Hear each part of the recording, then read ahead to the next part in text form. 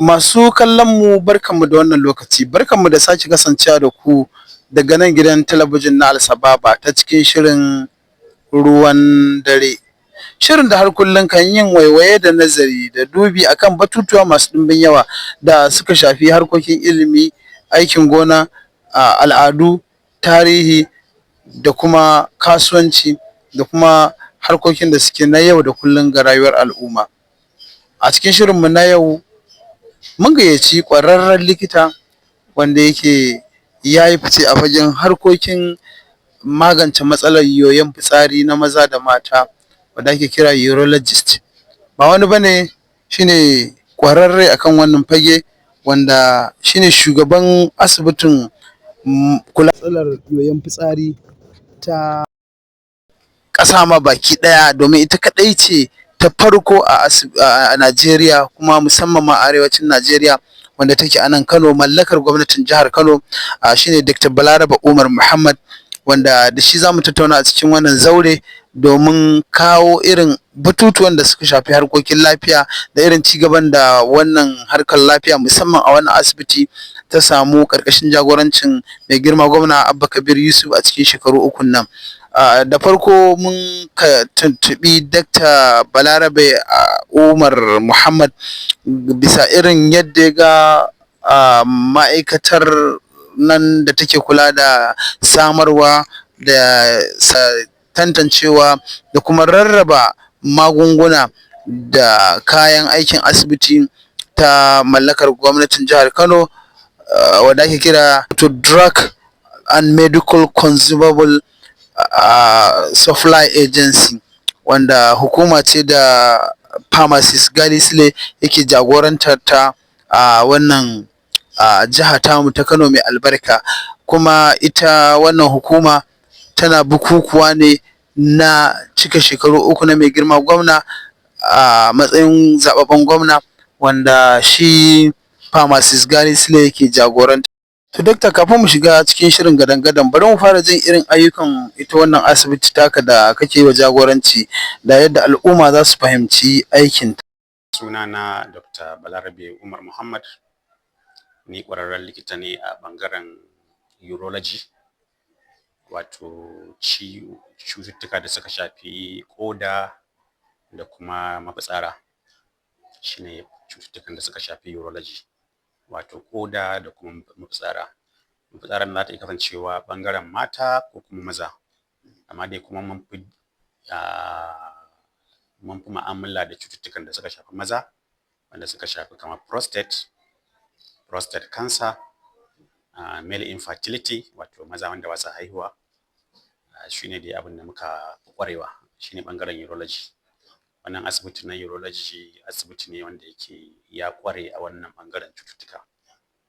Alhamdulillahi, shine asibiti na farko a arewacin Najeriya, kuma shine asibiti na farko musamman a Najeriya, saboda duk inda zaka samu urology sai dai ka samu department, amma shi wannan asibiti is a specialist hospital. Mainly abin da ya shafi urology muke dubawa, muke yin operation, kuma alhamdulillah mutane suna zuwa daga wurare daban-daban, daga ƙasashe irin su Niger, su Cotonou wato Benin Republic, Cameroon, sannan daga jihohi irin su Jigawa, Katsina, har daga Abuja ana zuwa asibitin nan, kuma marasa lafiya suna samun waraka alhamdulillah. To Dokta, ganin yadda harkokin lafiya suke musamman ma na mafitsara, ko akwai kiyasin waɗanda suke zuwa wannan asibiti taku domin duba lafiyarsu?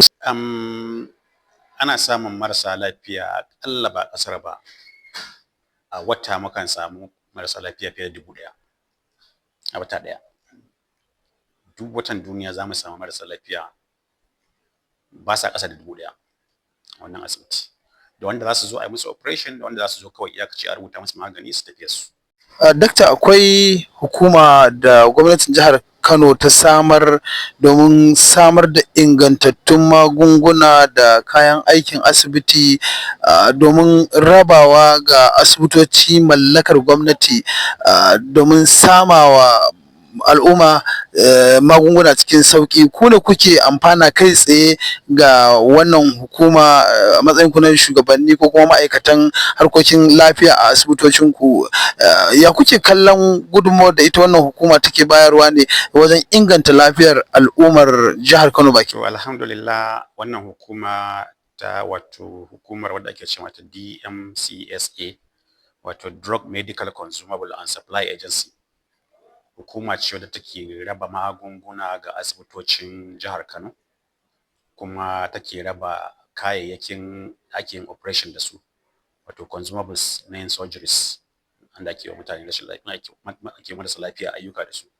Su wannan consumables muna karɓo su daga wannan hukuma ta DMCSA, kuma muna karɓo magunguna daga wannan hukuma akan wani tsari da ake ce masa Drug Revolving Fund. Wannan Drug Revolving Fund wani tsari ne wanda gwamnatin jihar Kano ta ƙirƙira tuntuni, cewa gwamnati za ta baka kayan aiki da za ka yi wa marasa lafiya operation da su, da kuma magunguna da za ka sayar, ka juya kuɗin, ka mai da kuɗin a baka wani maganin.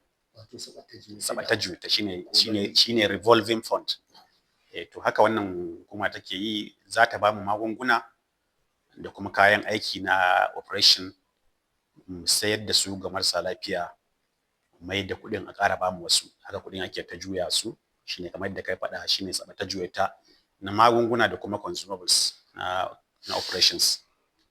Alhamdulillah wannan hukuma gaskiya an samu ci gaba sosai, saboda yawancin magungunan da muke bukata ana samun su a wurin, yawancin consumables wato kayan operation da muke bukata ana samun su a wurin, kuma ana samun su a farashi mafi sauki, wanda mu ma nan in mun zo za a sayar da marasa lafiya, in za a yi musu operation akan sayar musu da farashi mafi sauki, da kuma magungunan su kansu ana sayar musu da su da farashi mafi sauki. In an juya an sayar da wannan magungunan, wannan kuɗin da aka tara za a ƙara mai musu da kuɗin su kuma su ƙara ba da wannan magunguna. Kamar dai yadda na faɗa, shi ne ake cewa DRF, Drug Revolving Fund. A wannan tsari ake tafiya a duk asibitocin jihar Kano, kuma alhamdulillah wannan hukuma tana iyakacin ƙoƙarinta wajen ba da wannan magunguna da kuma kayan operations. Gaskiya magungunan su ba abin da za mu ce sai dai mu ce alhamdulillah, saboda magunguna ne wanda hukumar NAFDAC ta ba da approval ɗin a amfani da su, to ta ba da damar a amfani da su, kuma da consumables su kansu dukansu sai sun bi tsari wato na NAFDAC, an tantance su, hukumar NAFDAC ta tantance su. Saboda haka za ka ga cewa gaskiya alhamdulillah babu wani ƙorafi daga wannan hukuma wajen magungunan, ingancin magungunan da suke bayarwa, da kuma wato ainihin wannan consumables, kayan operation da take bayarwa. Dakta, ganin irin wannan kokari da ita wannan hukuma take yi karkashin jagorancin pharmacist Gali Sule, ko akwai wani karfin gwiwa da kake da shi da zaka karfafa masu domin su ci gaba da samar da magunguna kamar yadda mai girma gwamna ya ɗora musu nauyin haka? Gaskiya wannan ba karamar nasara bace, babban nasara da mai girma gwamna Alhaji Abubakar Yusuf da shi kuma wato shugaban wannan hukuma pharmacist Gali Sule suna iyakacin kokarin sosai. Ya zanyi wa shi kansa pharmacist Gali Sule, saboda hukuma ce dama wanda ko da yaushe gaskiya ƙwararren mai harka da magani ne ke rike ta, wato pharmacist. Shi wannan pharmacist Gali Sule gaskiya ƙwararre ne sosai, kuma mutum ne jajirtacce wanda yake aikin sa tsakani da Allah, kuma wallahi ni dai ban taɓa jin wani ƙorafi a game da shi ba. Alhamdulillah, ba abin da zamu ce masa sai dai mu ce masa Allah ya saka da alheri, kuma Allah ya saka wa gwamnatin Kano da alheri. Dakta, ku ne a fagen lafiya. Irin wannan ci gaba da ake samu sosai a fagen lafiya a jihar Kano, in ka kalla kai nazari, kamar ya kake ganin makomar jihar Kano a fagen lafiya nan da wasu shekaru masu zuwa idan Allah ya sa muna raye? To muna fata kuma muna addu'a Kano za ta shiga da izinin Allah a fagen lafiya, saboda ba za mu ce Kano ta ci baya ba a harkar lafiya. Gaskiya an samu ci gaba sosai. Muna da yara likitoci da suke fitowa daga jami'o'i daban-daban, daga jami'o'in mu na Najeriya da kuma jami'o'in da suke a kasashen waje. So wannan ƙarin likitoci da ake samu da kuma ƙarin wato pharmacist, wato masu harkar magani, in Allah yadda muna da kyakkyawan zaton cewa za a ƙara samun ci gaba a ɓangaren lafiya a jihar Kano. Dakta, kamar wane ci gaba za ka bayyana wannan asibiti taka ta samu ƙarƙashin jagorancin mai girma gwamna a shekaru 3 zuwa yau din nan? Alhamdulillahi an samu ci gaba da yawa a nan asibitin urology. Asibitin Abubakar Imam Urology Center, kafin in zama shugaban asibitin, akwai abubuwa da dama da muke da su matsaloli. Zan fara maka abubuwan da muka samu na ci gaba. Gwamnatin jihar Kano zuwa na ta sai mana digital x-ray machine, wato hoto na ɗaukan sassan jikin mutum, wato x-ray machine. An sai mana shi akan kuɗi miliyan 74. Sannan an sai mana batira wanda yake amfani da shi, batira kamar irin inverter, batira da inverter na shi wannan mahaɗin wannan x-ray machine, shi ma akan kuɗi wajen miliyan 70 da wani abu, ba zan iya rike yan kan ba. Na farko kenan. Na biyu, an sai mana ultrasound machine, wato hoto na ɗaukan hoton cikin mutum da abin da ya shafi kayan cikin mutum, ultrasound machine akan kuɗi naira miliyan 40 da wani abu shi ma. Bayan wannan, gwamnatin jihar Kano ta yi mana wato solarization, wato wuta mai amfani da hasken rana. An mana shi akan kuɗi naira miliyan 57, 7 miliyan. Ba a yi mana asibitin gaba ɗaya ba, amma an mana ɓangaren ɗakunan marasa lafiya, da ɗakin da ake wankin koda, da ɗakunan wato ainihin emergency, da ɗakunan da ake ganin marasa lafiya, wato outpatient department. Duk wannan wurare an yi mana sola akan wannan kuɗi na gaya muku cewa miliyan 57. Sannan kuma gwamnati ta mana alƙawarin cewa za a yi mana ɓangaren sauran ɓangarorin asibitin, wato da abin da ya shafi pharmacy, laboratory, x-ray department, da kuma administrative block. Shi ma za a yi mana, an yi mana alƙawarin za a yi mana a cikin wannan shekara ta 2026. Kuma mun rubuta wa gwamnati takarda cewa muna buƙatar wannan sola a wannan sauran ɓangarori da babu su. Saboda kaga asibiti dole ya kasance wani lokacin za ga babu wutan nefa, to wannan sola ita ce take taimaka mana ayyukan mu su tafi daidai ba tare da an samu matsala ba. Zan yi ƙarin bayani akan wannan ayyuka da muka samu. Akwai wata hukuma da ake ce mata KET Fund, Kano State Health Trust Fund. Wannan hukuma ita ce take wato karɓar ƙorafe-ƙorafen mu na irin abubuwan da asibitoci suke buƙata.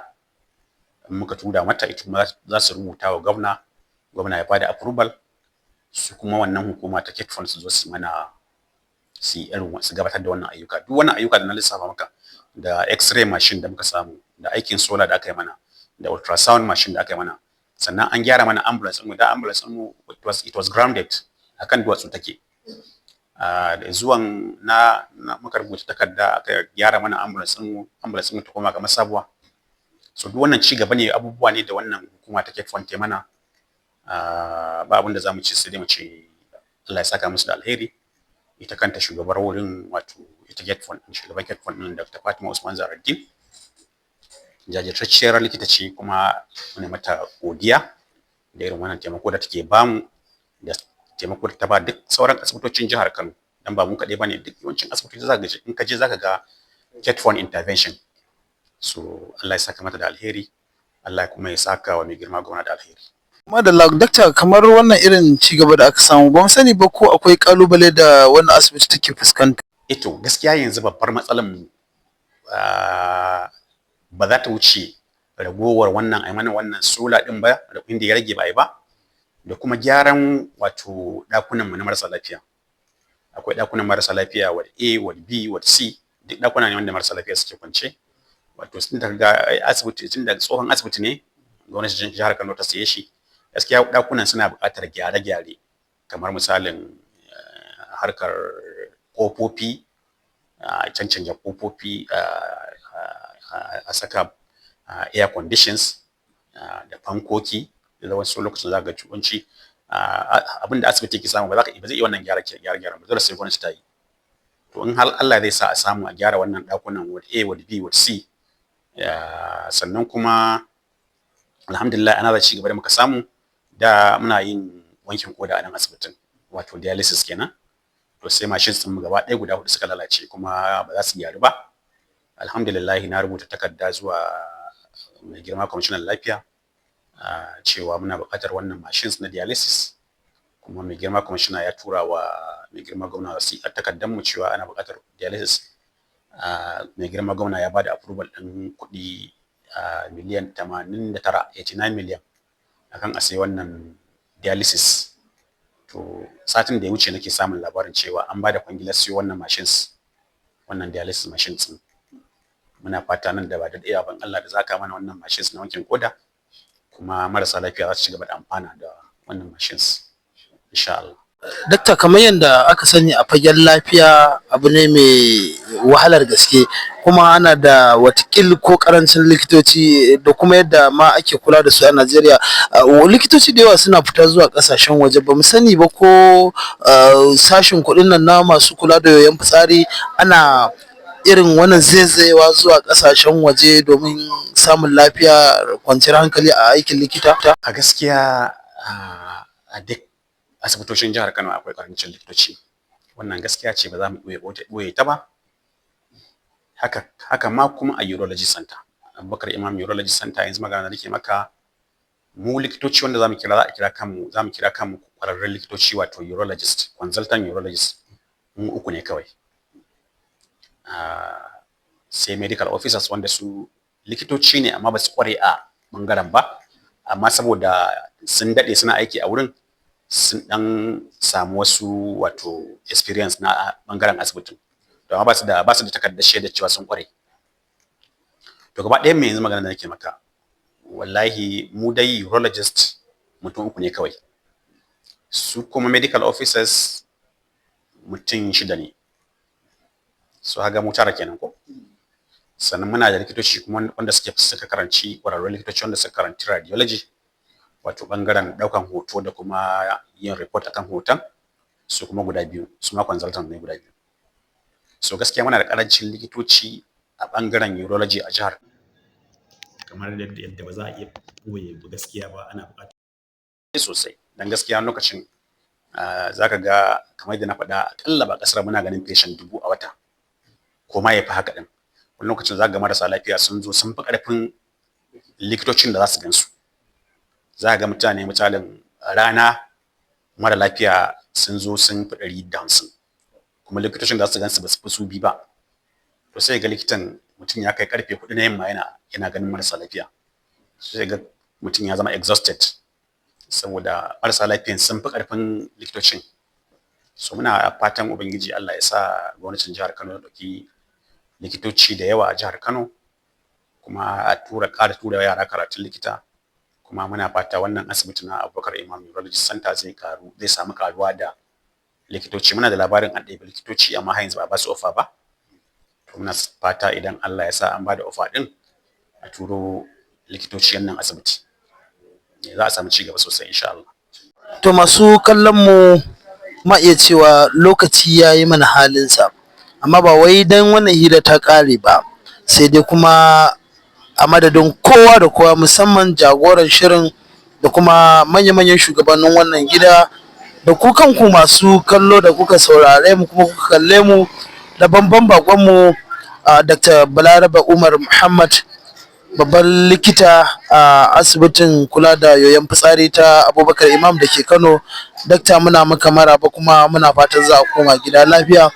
A madadin kowa da kowa da shi kansa bakon da muka gayyata, sunana Abubakar Muhammad da na shirya na gabatar nake cewa a ci gaba da kallon Alsababa TV.